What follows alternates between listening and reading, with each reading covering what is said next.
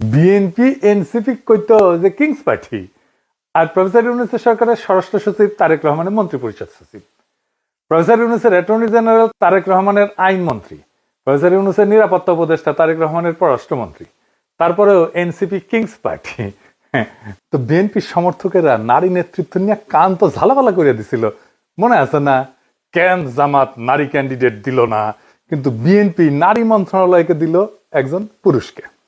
হ্যাঁ, বুঝিছাও, মন্ত্রী একজন আর প্রতিমন্ত্রী দুইজন, মোট 3 জন। সংখ্যালঘু সম্প্রদায় থেকে 2 জন, তা আবার একজন পার্বত্য চট্টগ্রাম থেকে। ওইটা পার্বত্য চট্টগ্রাম বিষয়ক মন্ত্রণালয়, ওইখানে পার্বত্য চট্টগ্রাম থেকেই একজন মন্ত্রী থাকে। তো হিন্দুরা তো ভোট দিলেন, আপনাদের মন্ত্রী কইয়া ডা ফ্রি ফ্রি সার্ভিস আর কত দিবেন?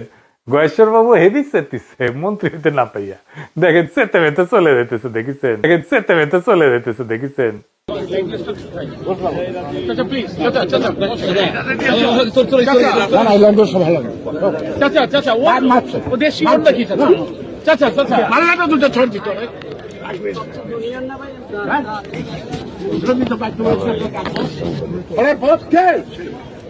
দেখেছেন